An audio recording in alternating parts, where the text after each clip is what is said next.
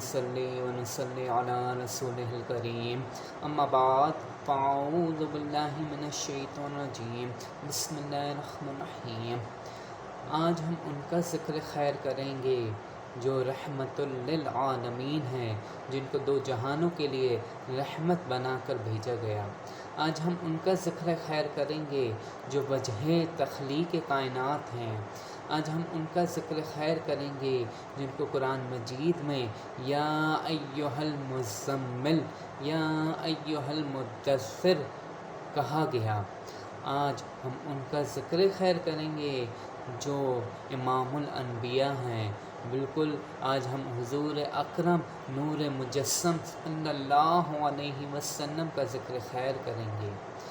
حضور صلی اللہ علیہ وسلم کے سیرت مبارکہ کے چند واقعات ذکر کریں گے۔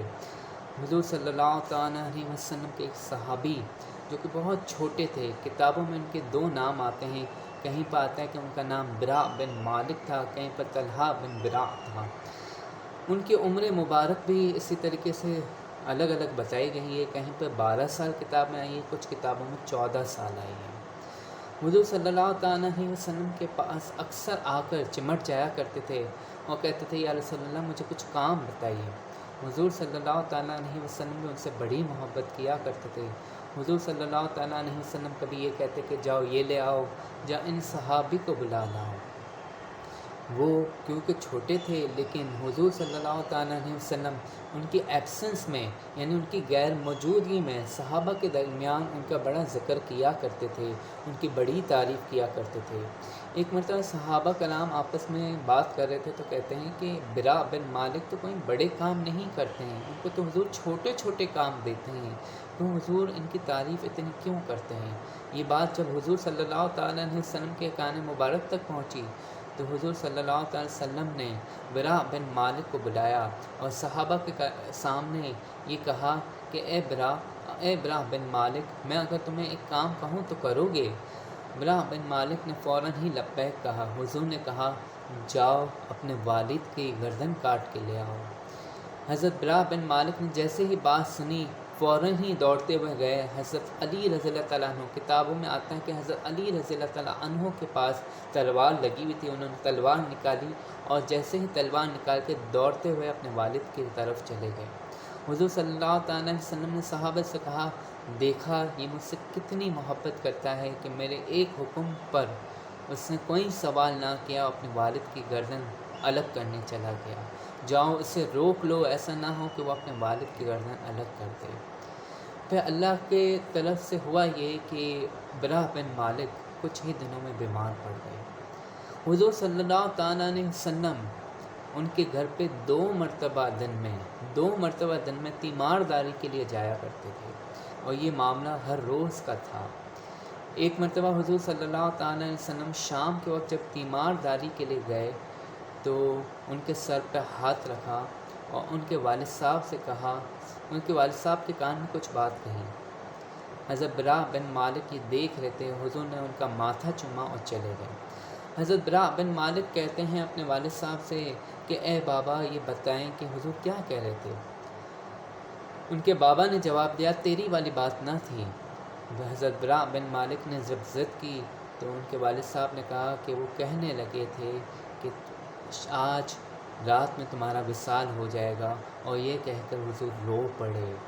حضرت برا بن مالک نے جب یہ بات سنی تو کہنے لگے بابا میں کچھ وصیت کرنا چاہتا ہوں، میری وصیت پہ عمل ضرور کرنا کہ جب میرا انتقال ہو جائے تو حضور کو خبر نہ دینا کہ رات کا وقت ہوگا، حضور کو خبر نہ دینا اور میری فوراً تدفین کر دینا کہ یہ دین اسلام میں ریکوائرمنٹ ہے کہ جلد سے جلد تدفین کے مراحل کر دیے جائے۔ جب ان کے بابا نے یہ بات سنی تو انہوں نے کہا کہ بیٹا کیوں ایسا؟ کیونکہ حضور تو خود کہہ کر گئے ہیں کہ جب ان کا انتقال ہو جائے تو مجھے بلانا کہ میں خود نماز جنازہ پڑھاؤں گا۔ حضرت برا بن مالک نے کہا کہ نہیں بابا ان کو خبر نہ دینا کہ وہ جس گلیوں سے ہوتے ہوئے ہمارے گھر کی طرف آئیں گے ان گلیوں میں بیچ میں یہودیوں کی بھی گلیاں آتی ہیں جہاں پہ یہودی رہتے ہیں، ہو سکتا ہے رات کا وقت ہو وہ حضور کو تنگ کریں، حضور کو تکلیف پہنچائے، اور یہ مجھے گوارا نہیں کہ حضور کو تکلیف پہنچے۔ لہٰذا ان کے والد صاحب نے بھی یہی کیا، ان کی تدفین ان کا رات کا انتقال ہوا، ان کی رات ہی میں تدفین کر دی۔ صبح کے وقت جب حضور صلی اللہ تعالیٰ علیہ وسلم آئے، حضور نے پوچھا تو انہوں نے کہا ان کا رات میں ہی انتقال ہو گیا تھا، ہم نے تدفین کر دی۔ تو حضور صلی اللہ تعالیٰ علیہ وسلم نے کہا مجھے کیوں خبر نہ دی کہ میں نے کہا تھا کہ مجھے خبر دینا۔ ان کے والد صاحب نے پورا ماجرا سنا دیا۔ حضور صلی اللہ تعالیٰ علیہ وسلم نے پھر کہا کہ ٹھیک ہے، مجھے ان کی قبر کے پاس لے جاؤ۔ جب وہ ان کی قبر کے پاس پہنچے تو حضور نے اس دن ان صحابی برا بن مالک یا طلحہ بن برا کو بڑی انوکھی دعا دی۔ وہ دعا یہ تھی، یا اللہ اس سے مسکرا کر ملنا جیسے تیری شان کے لائق ہے، یا اللہ اس سے مسکرا کر ملنا کہ جیسے تیری شان کے لائق ہے۔ یہ حضرت برا بن مالک سے حضور کی محبت تھی۔ آگے بڑھیں تو جب کفار مکہ نے حضور پر ظلم و ستم ڈھائے اور حضور صلی اللہ تعالی وسلم مکہ سے مدینہ کی طرف ہجرت کرنے کا ارادہ کیا، اور جب مکہ شریف سے نکلے تو ابو جہل نے مکہ کے کفاروں کے بیچ یہ بات پھیلا دی کہ جو بھی حضور کو گرفتار کر کے لے آئے گا میں اس کو 70 سرخ اونٹ دوں گا، 70 سرخ اونٹ دوں گا۔ اس زمانے وہ اونٹ بہت مہنگے ہوا کرتے تھے۔ وہاں پر بریدہ نامی شخص بھی تھے جنہوں نے یہ بات سنی اور انہوں نے اپنی فوج تیار کی، اپنی فوج کو لے کے حضور کی تلاش میں نکل گئے۔ ایک جگہ جب وہ پہنچے تو وہاں پر دیکھا کہ حضور صلی اللہ تعالیٰ علیہ وسلم بھی ہیں اور حضرت ابو بکر صدیق بھی ہیں۔ حضرت ابو بکر صدیق رضی اللہ تعالیٰ عنہ نے جب بریدہ کو دیکھا تو وہ گھبرا گئے، اور جب حضور نے بریدہ کو دیکھا تو ان کے چہرے پہ ہلکی مسکراہٹ تھی۔ حضور صلی اللہ تعالیٰ علیہ وسلم نے بریدہ جب قریب پہنچے تو کہنے لگے کہ اے بریدہ گرفتار کرنے آئے تھے۔ بریدہ جب قریب پہنچے تو کہنے لگے اے بریدہ اے شخص تمہارا نام کیا ہے؟ بریدہ نے بتایا میرا نام بریدہ ہے۔ برد کا مطلب عربی زبان میں ٹھنڈے کو کہتے ہیں۔ حضور صلی اللہ تعالیٰ علیہ وسلم نے حضرت ابو بکر صدیق رضی اللہ تعالیٰ عنہ کی طرف دیکھا اور کہنے لگے اے ابو بکر صدیق گھبرانے والی بات تو نہیں کہ معاملہ ہی ٹھنڈا ہے یہ تو سارا، کہ اس کا نام بریدہ ہے۔ حضور صلی اللہ تعالیٰ علیہ وسلم نے دوسرا سوال کیا کہ تیرا قبیلہ کون سا ہے؟ اس شخص نے جواب دیا کہ میرا قبیلہ بنو اسلم ہے۔ حضور صلی اللہ تعالیٰ علیہ وسلم نے پھر سے حضرت ابو بکر صدیق رضی اللہ تعالیٰ عنہ کی طرف دیکھا اور کہنے لگے اے ابو بکر مسئلہ ٹھیک ہو گیا، یہ تو فتنے والا ہی نہیں، یہ تو سب سلامتی والے ہیں۔ حضور صلی اللہ تعالیٰ علیہ وسلم نے تیسرا سوال کیا کہ بنو اسلم قبیلے کی بڑی شاخیں ہیں تو کس شاخ سے ہے؟ بریدہ نے جواب دیا کہ میں ابو سہم سے ہوں۔ سہم کے معنی عربی میں حصے کے ہیں۔ حضور صلی اللہ تعالیٰ علیہ وسلم نے عرض کیا کہ اے بریدہ تجھے تیرا حصہ ضرور ملے گا۔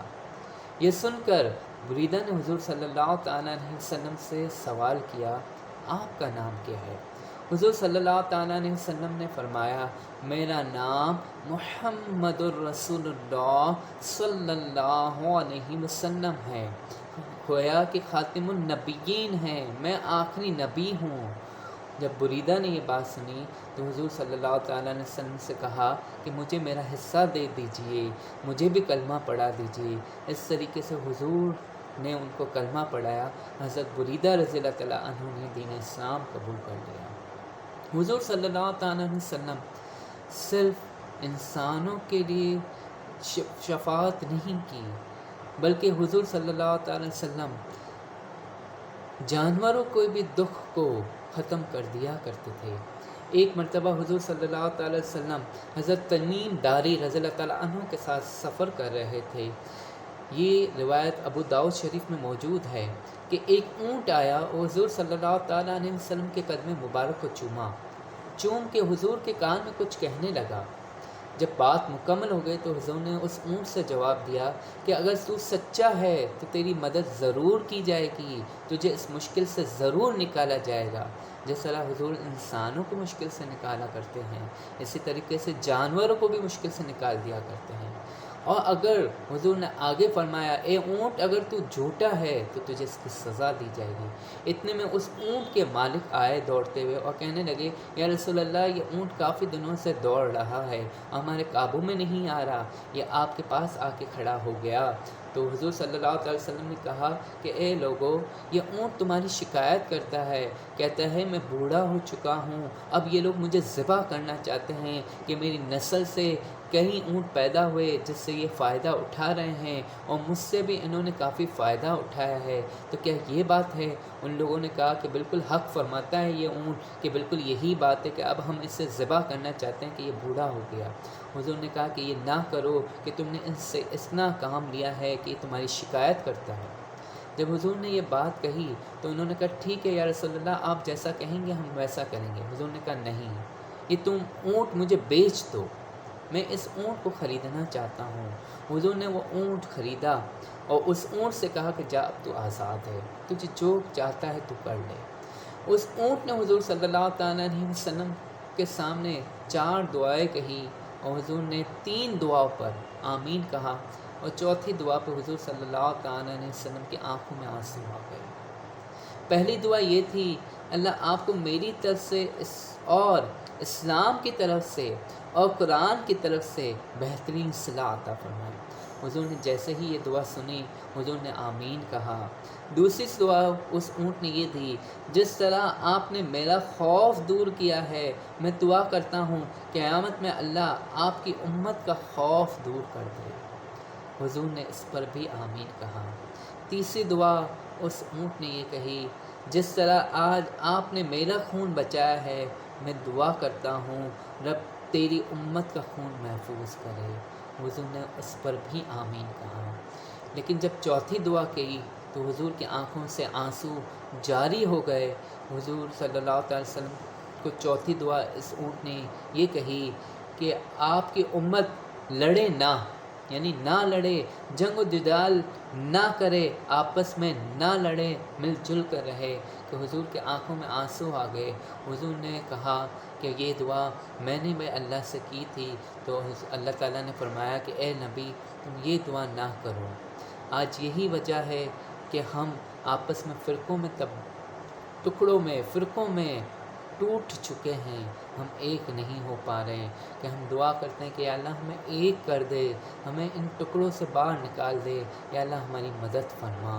ہمیں چاہیے کہ ہم مل جل کر رہے، کہ حضور کو اس سے تکلیف پہنچتی ہے کہ ہم ٹکڑوں میں چینج ہو چکے، ٹکڑوں میں بٹ چکے ہیں۔ حضور صلی اللہ علیہ وسلم کی یہ سیرت مبارکہ ہم نے دیکھی کہ حضور جانوروں سے بھی بڑی شفقت کیا کرتے تھے۔ حضور صلی اللہ تعالیٰ علیہ وسلم کہ اپنی زندگی کس طرح کی تھی، ایک نظر اس پر بھی ڈالتے ہیں۔ ایک مرتبہ حضرت فاطمہ زہرا رضی اللہ تعالیٰ عنہا حضور صلی اللہ تعالیٰ علیہ وسلم کے پاس ان انفارم بغیر اطلاع کے آئے۔ بی بی عائشہ نے جب دیکھا تو حضور صلی اللہ تعالیٰ علیہ وسلم سے کہا کہ بی بی فاطمہ آئی ہیں کہ ضرور کچھ کام ہے، کہ وہ ان انفارم بغیر اطلاع کے آئے ہیں۔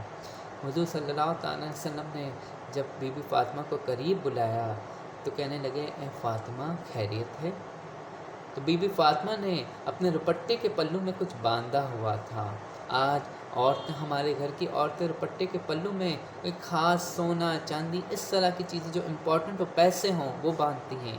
بی بی فاطمہ نے روٹی باندھی ہوئی تھی، وہ روٹی کھولی اور کہنے لگی یا رسول اللہ صلی اللہ علیہ وسلم، اے میرے بابا جان، میں یہ روٹی لے آئی ہوں کہ علی نے جو لائے تھے کہ میں نے اس کو پیسا ہے اور اپنے بچوں کو کھلا دیا ہے، یہ ایک روٹی میرے حصے میں بھی آئی ہے، سوچا آپ کی طرف لے جاؤں کہ شاید آپ نے بھی کافی دنوں سے کچھ نہ کھایا ہوگا۔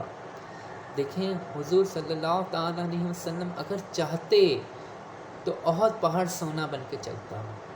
حضور صلی اللہ تعالیٰ علیہ وسلم اگر چاہتے تو جتنا چاہتے ہو اللہ ان کو اتنا عطا کرتا، لیکن حضور صلی اللہ تعالیٰ علیہ وسلم نے ہماری خاطر ہمیں سبق سکھانے کے لیے اس طرح کی زندگی اختیار کی تاکہ ہم جو غریب عوام ہیں وہ حضور کی سیرت پر عمل کر سکے اور اپنے آپ کو کمتر نہ جانیں۔ حضور صلی اللہ تعالیٰ علیہ وسلم نے کہا کہ اے فاطمہ یہ بتاؤ یہ روٹی تم نے کتنے دنوں سے نہیں کھائی، کتنے دنوں کے فاقے سے ہو؟ حضور صلی اللہ علیہ وسلم نے فاطمہ رضی اللہ تعالیٰ عنہ سے یہ سوال کیا تو بی بی فاطمہ کہتی ہیں یا رسول اللہ میں 3 دن کے فاقے سے ہوں۔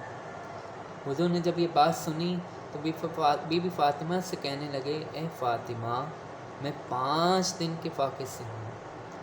حضور نے وہ روٹی 2 ٹکڑوں میں تقسیم کی، ایک روٹی کو کہا کہ تم کھاؤ تو ایک روٹی میں کھاتی ہوں۔ بی بی فاطمہ نے جب دیکھا کہ حضور نے پہلا لقمہ منہ پر رکھا، منہ میں ڈالا، تو بی بی فاطمہ رضی اللہ تعالیٰ عنہ کے آنکھوں سے آنسو جاری ہو گئے۔ حضور کہنے لگے اے فاطمہ کیا ہوا؟ تو بی بی فاطمہ کہتی ہیں حضور 5 دن کے فاقے سے۔ تو حضور صلی اللہ تعالیٰ علیہ وسلم کہتے ہیں اے فاطمہ کوئی بات نہیں، چپ ہو جاؤ کہ اب ہمارے بیچ ایک پل ہی تو رہ گیا ہے، اب وہی تو پار کرنا ہے، پھر تو آسانی ہی آسانی ہے۔ یہ ہماری تعلیم کے لیے تھا، اگر حضور چاہتے تو قسم خدا کی احد پہاڑ بھی سونا بن کے چلتا، اگر حضور چاہتے تو۔ حضور نے ہماری تربیت اسی طریقے سے کی، ہمیں چاہیے کہ ہم حضور کی سیرت پر مکمل عمل کریں، حضور کی سیرت پر عمل کرتے ہوئے اپنی زندگی گزاریں کہ یہی ہمارے لیے آخرت کا خزانہ بن سکتی ہے۔ وآخر دعوانا ان الحمد للہ رب العالمین۔